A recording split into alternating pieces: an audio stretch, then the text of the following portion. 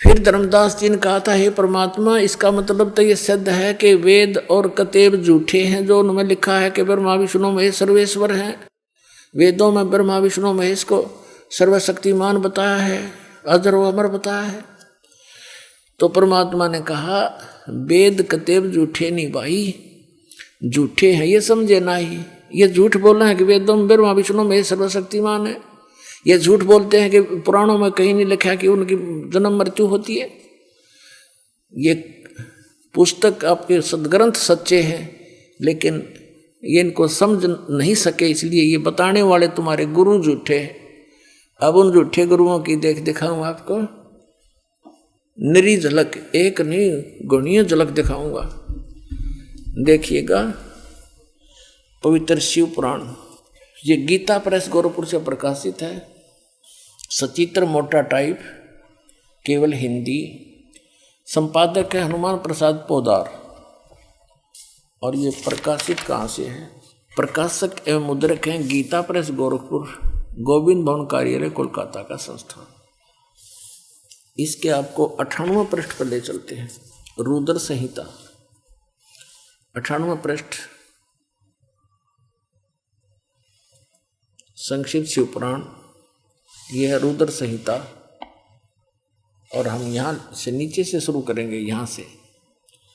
ये 5वां अध्याय के अंत में यहाँ से लिंक हो जाएगा आगे का जो हम पढ़ना चाहते हैं। अपने पुत्र नारद की यह बात सुनकर लोक पिता मह ब्रह्मा वहाँ इस प्रकार बोले। नारद ने सृष्टि रचना के बारे में पूछा। ब्रह्मा जी को जैसा ज्ञान था वो ऐसे यहाँ सुनाया 6ठे अध्याय में रुद्र संहिता और पृष्ठ नंबर 99 पर। ब्रह्मा जी ने कहा, ब्रह्मन देव शिरोमणे, तुम सदा समस्त जगत के उपकार में लगे रहते हो। तुमने लोगों के हित की कामना से बहुत उत्तम बात पूछी है। जिस समय समस्त चराचर जगत नष्ट हो गया था, सर्वत्र अंधकार ही अंधकार था, उस समय तत् सद ब्रह्म, इस श्रुति में जो सत सुना जाता है एकमात्र वही शेष था।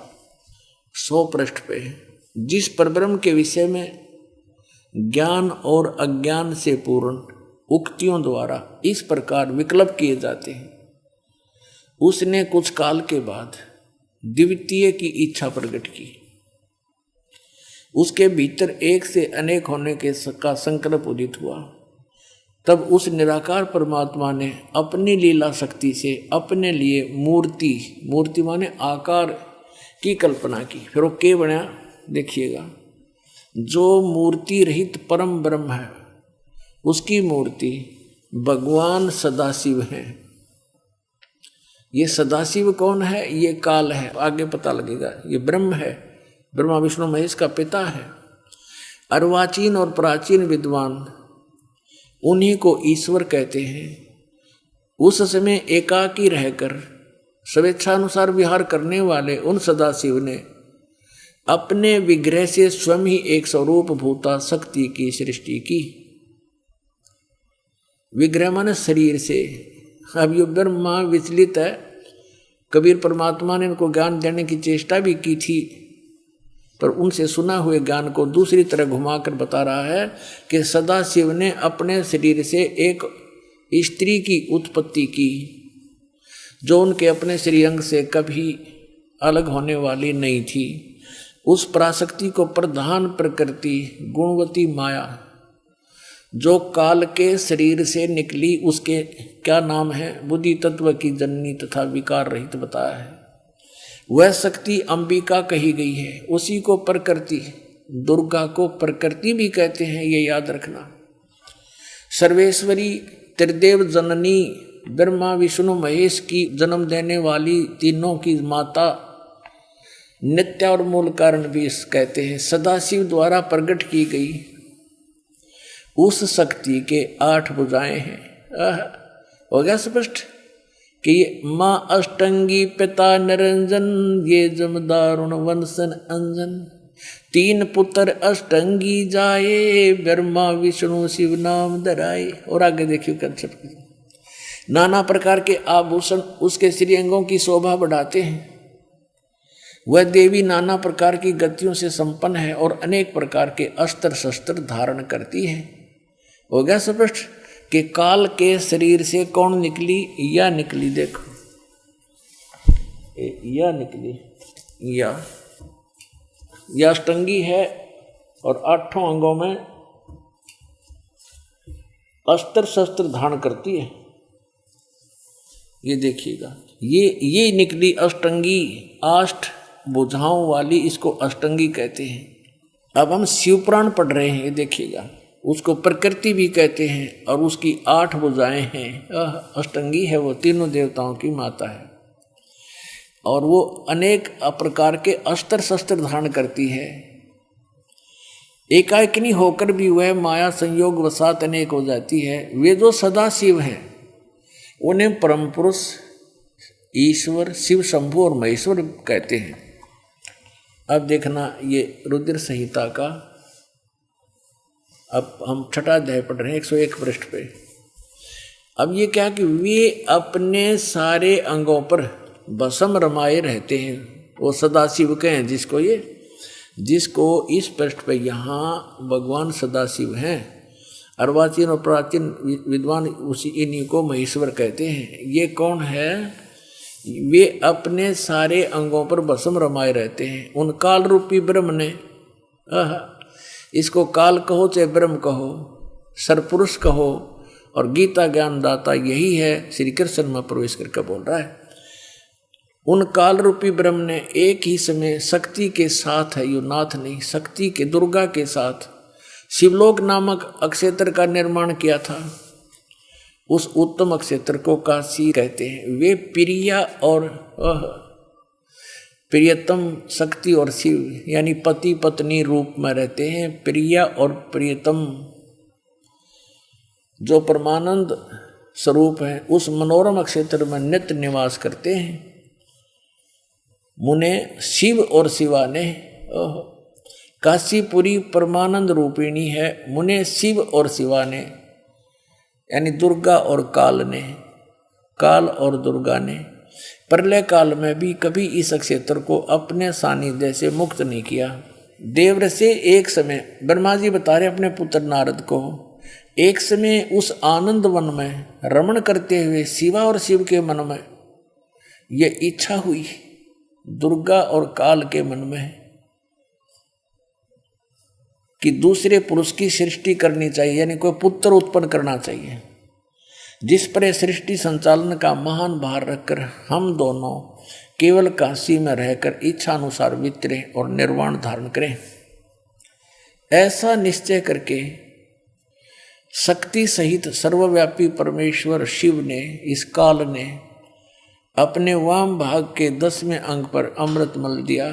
फिर तो वहाँ से एक पुरुष प्रकट हुआ, यानी इन्होंने पति पत्नी व्यवहार किया, काल और दुर्गा ने, और वहाँ से एक पुत्र की उत्पत्ति हुई। देखिएगा 102 पृष्ठ पे, 102 पृष्ठ पे शिव ने कहा, वो बालक उत्पन्न हुआ, उसके कहा कि वत्स, काल ने कहा बेटा व्यापक होने के कारण तुम्हारा विष्णु नाम विख्यात हुआ।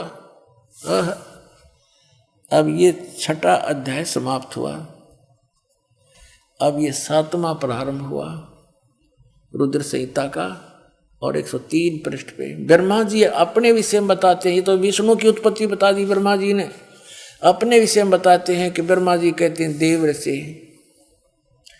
तत्पश्चात कल्याणकारी परमेश्वर सांब सदाशिव ने, इस काल ने दुर्गा के साथ वही व्यवहार किया, पूर्ववत प्रयत्न करके मुझे अपने दाहिने अंग से उत्पन्न किया। सीधी सी बात है। आगे तो ये नहीं इतना कुछ लिख रखा है, आदमी वो मेंटल हो जाए पढ़ता पढ़ता। हमने अपने काम की वस्तु लेनी है। अपने आत्माओं, यहाँ इस पवित्र पुराण ने ये तो सिद्ध कर दिया कि ब्रह्मा और विष्णु की उत्पत्ति दुर्गा और सदा शिव यानी काल रूपी भगवान से हुई। ये इनके पुत्र हैं। अब यहाँ अनुवाद करता इस बात से विचलित हो गया कि शिव से शिव की उत्पत्ति कैसे लिखूं, इसमें तो लिखा हुआ है, यहाँ तो लिखा नहीं। लेकिन आगे कहते चोर चुरावे तुमबड़ी, वो गड्ढे पानी में, वह गड्ढे वह ऊपर आओ, सच्चाई छानी ना। ये देखिएगा ये वही शिव पुराण है, हम आपको सुना रहे हैं। अब हम इसके 110 पृष्ठ पे आपको ले चलते हैं। ये रुद्र संहिता ही चल रही है और संक्षिप्त शिव पुराण 110 पृष्ठ पे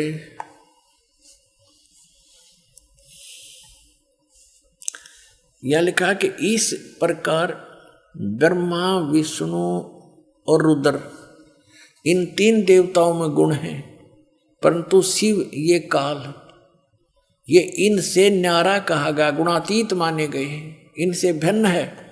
गीता जी अध्याय नंबर 7 के श्लोक नंबर 12 में ये कहता है कि तीनों गुणों, रजगुण, सतगुण, तमगुण से जो कुछ भी हो रहा है इसका निमित्त कारण मैं ही हूँ, लेकिन मैं इनमें नहीं और ये मुझ में नहीं। तो यहाँ भी ये स्पष्ट किया है कि वो इनसे न्यारा है। अब यहाँ भी कंसेप्ट क्लियर नहीं हो पाया कि भी रुद्र भी कह दिया। अब यहाँ आप दिखाते हैं आपको, पृष्ठ नंबर 24 पर आते हैं शिव पुराण के। ये देखो, एक समय क्या हुआ, ब्रह्मा और विष्णु जी का आपस में इस बात पर युद्ध हो गया कि ब्रह्मा जी कहता है विष्णु जी को कि मैं तेरा बाप हूं, तेरी उत्पत्ति मुझसे हुई है क्योंकि मैं सबकी सृष्टि करता हूं। विष्णु जी कहने लगे नहीं, मैं तेरा पिता हूं, तू मेरी नाभि कमल से उत्पन्न हुआ है। ये कारण क्या होता है कि जिन महापुरुषों, ऋषियों ने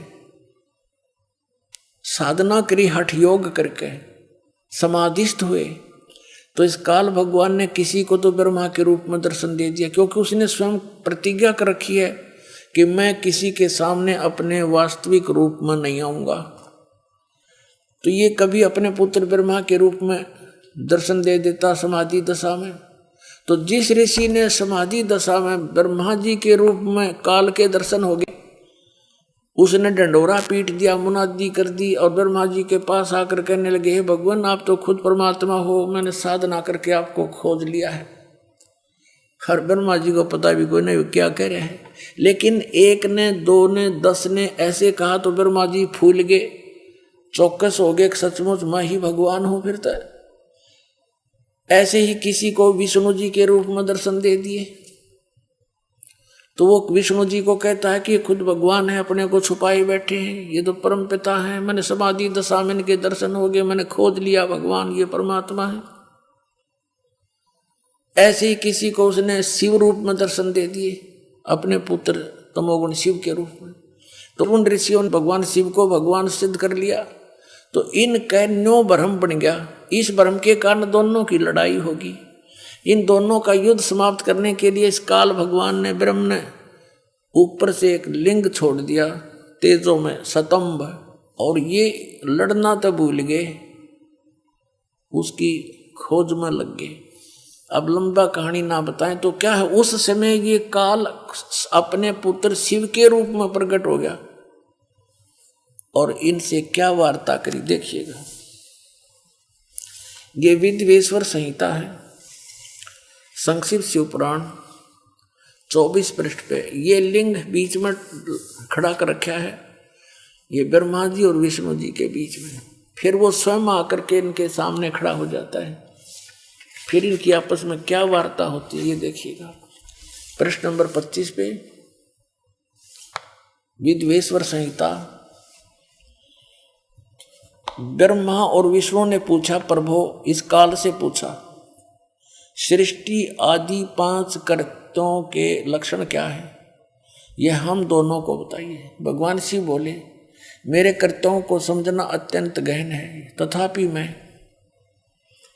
कृपा पूर्वक उनके विषय में बता रहा हूँ। ब्रह्मा और विष्णु सृष्टि, पालन और संहार, तिरोभाव और अनुग्रह, ये 5 ही मेरे जगत संबंधी कार्य हैं जो नित्य सिद्ध हैं। संसार की रचना जो आरंभ है उसी को सर्ग या सृष्टि कहते हैं। यहाँ क्या कहता है, पुत्रो, ब्रह्मा और विष्णु को कह रहा, पुत्रो तुम दोनों ने तपस्या करके कहता तुमने तपस्या कर ली और मन प्रसन्न होकर दे दिए। बता, इनने का जूत, इनने का सिर, ठेकेदारी आप ले रहा। कहता तुमने तपस्या कर ली और मैंने खुश हो गए दे दिए, फिर तेरा बीच में कह रहे गए तपस्या करके अपना मेहनत मजदूरी करके प्राप्त किए। फिर भी देखो पुत्रों, तुम दोनों ने तपस्या करके प्रसन्न हुए मुझ परमेश्वर से सृष्टि और सतिथि नामक 2 कृत, ये 2 पोस्ट, 2 पद प्राप्त किए हैं, ये तुम्हें बहुत प्रिय। इसी प्रकार मेरी विभूति स्वरूप रुद्र और महेश्वर ने है, यो मैं नहीं है, ने 2 अन्य उत्तम करते संहार और त्रोभाव मुझसे प्राप्त किए, परंतु अनुग्रह नामक कृत दूसरा कोई नहीं पा सकता। अब देखो, अब क्या हो गए, 2 तो ये हो गए ब्रह्मा और विष्णु, इसने सृष्टि और सतिथि नामक के 2 जॉब मिल गई, और रुद्र और महेश्वर ये 4 हो गए, और 5वां यू बोलनिया। इतना स्पष्ट हो गया अपना आत्मा। अब ये भी सिद्ध करना पड़ेगा कि वो काल बोल रहा था, ये काल है ब्रह्मा विष्णु महेश का पिता, और दुर्गा इनकी माता, अष्टंगी, 8 भुजाओं में शस्त्र ले रही, इसको अष्टंगी भी कहते हैं। ये देखिएगा, अब इसी पर इस 26 पृष्ठ पर ही अभी आप यहाँ पढ़ रहे थे, और अब यहाँ पढ़ेंगे हम इसी पर। मैंने पूर्व काल में अपने स्वरूपभूत मंत्र का उपदेश किया है, जो ओंकार के रूप में प्रसिद्ध है। वह महामंगलकारी मंत्र है। सबसे पहले मेरे मुख से ओंकार यानी ओम प्रकट हुआ, जो मेरे स्वरूप का बोध कराने वाला है। ओंकार वाचक है, मैं वाच्य हूँ। यह मेरा मंत्र है, यह मंत्र मेरा स्वरूप ही है। प्रतिदिन ओंकार का निरंतर स्मरण करने से मेरा ही सदा स्मरण होता है। मेरे उत्तरवर्ती मुख से अकार का, पश्चिम मुख से उकार का, दक्षिण मुख से मकार का, यानी ए, उ और मैं, जिससे ये ओम बनता है, और पूर्ववर्ती मुख से बिंदु, ये जो ओम है इसके विषय बता रहा कि यू ए उ और यू पर बिंदु, तथा मध्यवर्ती मुख से नाद का प्राकट्य हुआ है। इस प्रकार 5 अवयवों से युक्त ओंकार का विस्तार हुआ। इन सभी अवयवों से, इन सभी पार्टों से ए उ मैं बिंदु और इस बिंदु से, नाद से, कहते ये एकीभूत होकर यह प्रणव ओम नामक एक अक्षर हो गया। ये ओम नामक एक अक्षर है ओम, इसको ओंकार कहो, इसको ओम कहो, और चाहे ऐसा लिखकर इसको एक अक्षर ओम कहो। ये ओम है, एक अक्षर हो गया, और ये मेरा मंत्र है। असली मंत्र कहता है ये है मेरा। अपना आत्माओं, यहाँ इन्होंने ओम नमः शिवाय ये 5 अक्षर मंत्र बता दिया। ये कहीं भी मूल संस्कृत में ये नहीं, इसलिए इन्होंने अलग भाषा में लिखा है, और हमने इसको ना समझ कर इन अज्ञानियों द्वारा अनुवाद किया हुआ इसका रट लगा दिया, जबकि ये कोई मंत्र नहीं है ओम नमः शिवाय, ना गीता जी में, ना वेदों में, ना श्रीमद् भगवद गीता में, ना पवित्र 4 वेदों में। तो ये मनमुखी आचरण के नाम हैं, जो हमें यूजलेस थे, कोई लाभ नहीं हुआ।